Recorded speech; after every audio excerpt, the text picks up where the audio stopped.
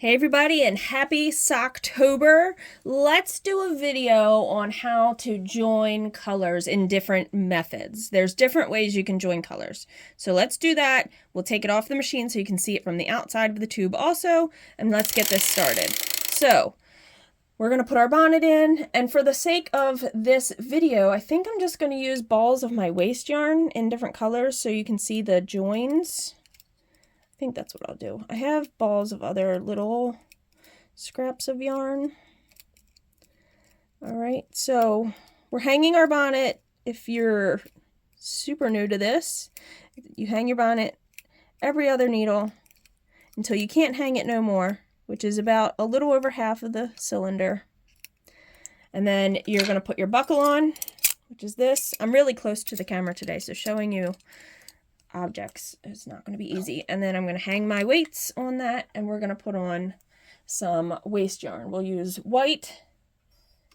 Now, I have shown you guys many times the faux Russian join that I do. I hope this is going to be a decent camera angle. All right, we'll find out.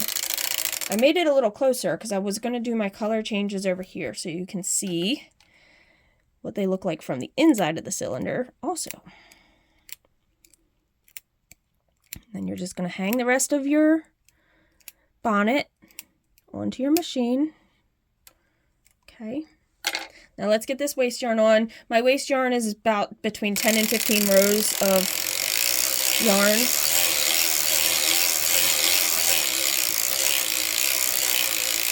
My table is, I had taken my table somewhere and I feel like it's really shaking.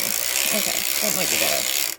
All right, so we're gonna get around to here and let's do the first method, right? So I might have to cut my waste yarn a little bit, only because I want it to start and stop there for this. Well, I could leave my waste yarn. For the first join, let's do a join where you just pull it into the cylinder. This last stitch here has knit. It's closed. Okay. Now you could overlap it or you could not overlap it. So you could leave it so the last stitch knits and then your new stitch knits. So that's going to leave a hole. Okay. It's going to leave a little gap when you do that. So you will need to tighten that up when you finish. So most of the time, I mean, not most of the time.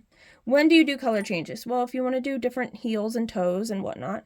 Okay, so for this, when you do the change, you need to go into the first hook that needs to knit.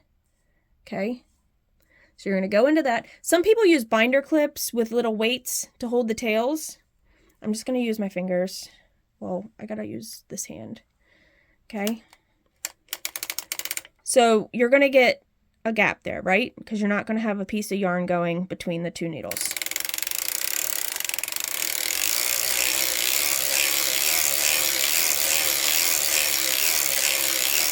I don't want to cut all my waste yarn, so we're just going to crank. All right, so the next join, how could you remedy that? Instead of doing that, how could you remedy it, right? So let's crank around about to the same spot. We're going to pull this last one closed here. All right. We're going to pull it in, not this one, but the next one. Okay. It's a long tail, but that's okay. Like I said, I don't want to cut all my yarn. So let's grab a yellow. That's a different color. And you can overlap by just one stitch. I would still recommend that you go in and you weave in some ends though. Okay, with that method. So this needle is going to knit both the pink and the orange. Okay, so I'm just going to hold that down until it grabs the first one. Now you've remedied that hole that we had in the first one, right? But I still wouldn't just trim these. I would definitely still weave them in.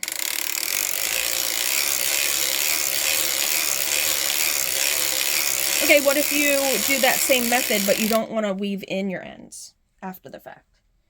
What do you do? Okay.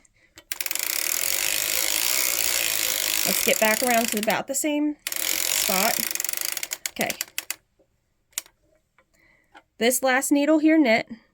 We're going to go to the next one. We're going to pull it in through that one. Okay. And tuck it down in. So how would you put the new yarn in and it be woven so you don't have to weave it later? Let's grab green. I don't do these methods too often and I did not practice them. So let's hope I don't just completely muff up what I'm saying. Did I create a yarn? I made a knot in my yarn. It's okay. We're going to have to sacrifice a little bit of waste yarn eventually. Okay. Let me put that in my mast. Okay. And we'll thread it into here. We're going to do pretty much the same method we just did, okay? But we're going to do something different when we get to the next row. Okay? So, grab the tail. This needle is going to knit both of those yarns, okay? So let me grab that. Let it catch, and then we'll go. Now, before we get to these needles and these needles, what you can do is take your green tail. Sorry, my fingers are definitely going to get in the way for this. You can go around your stitches. Not real tight. Okay, around them and in. Okay, so push that down. I'm going to crank till I get at least to that one so it can grab it. Okay. Now what do we do with this one? We just do the opposite direction. Okay. So in, out, in, out, in, out.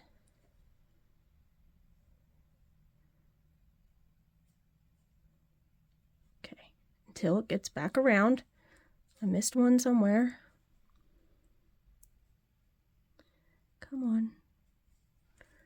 All right, let's just do it there. Okay, let's push all these down. These should stay down too. I only have one hand, so I'm going to hold that down, but we're going to crank around. Okay, now those are woven.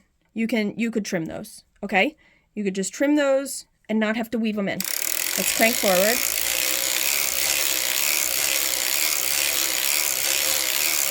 And the last way I know is the faux Russian join, which I've showed you many times, and you don't have to weave them in after the fact either. Okay, so we'll get around to here. Let me lift the camera up so you can see what I'm doing. Okay, a little bit more. Okay. We're going to take the tail of the last color. We're making a loop. So here, this is the loop. We're going to thread that into our carrier. We're going to catch it under a couple needles. Okay. Catching that tail, which is essentially weaving it in for you. Now you have a new loop, and I'll grab a new color. And then I'll take this off and show you guys all of the different color changes.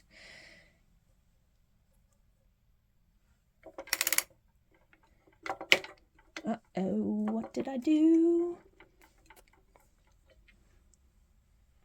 Well, let's think. What is jammed? Something's jammed. One of my needles doesn't want to go. Let's go backwards a little bit. Can I get it to now go forward? Nope. Oh, goodness gracious. I haven't had this happen in a long time. Oh, I know what I did, and you can't see it. This is what's jammed. The yarn is jammed in my... It was like this. It's not going to go anywhere. It wouldn't crank forward because there was no way that was going to knit. Let me make sure that goes in. Okay, that's in. Now let's go forward. Yep, it wouldn't have cranked forward because there was no slack on that new yarn. Okay. Sorry about that. Just kind of fix you there for a minute till we take this off.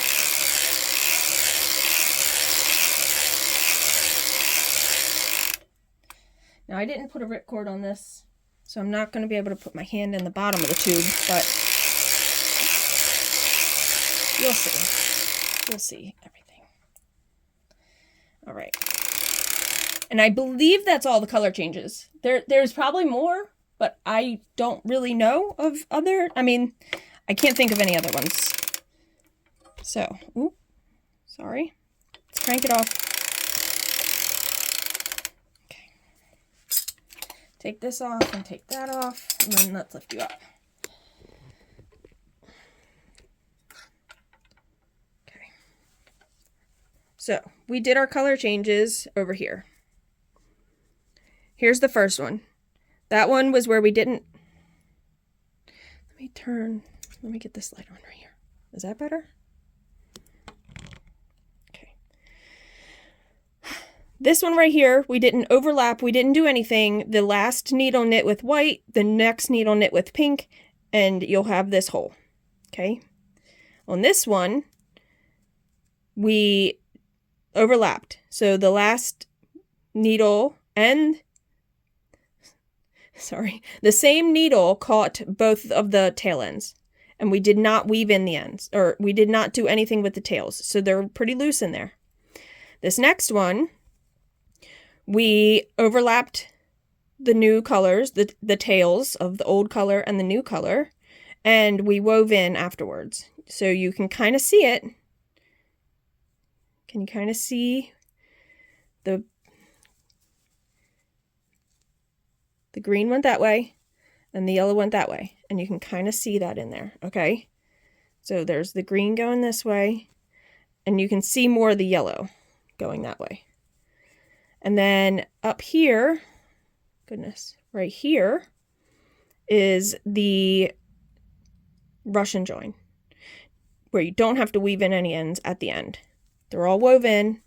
You might have to cut a little tail, come on, focus, from when you threaded your old color, but the new color is going to knit all the way in practically, leaving nothing. You have to do nothing. So there's 4 methods of color changing. 2 which you weave in on the machine, 2 which you do not. You have to hand weave them.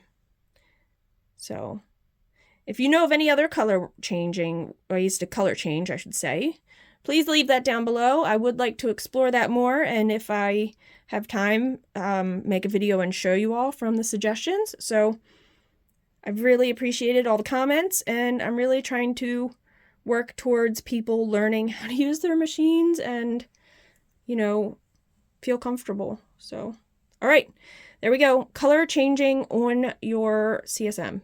Until the next video, guys, happy cranking and happy Socktober. Bye!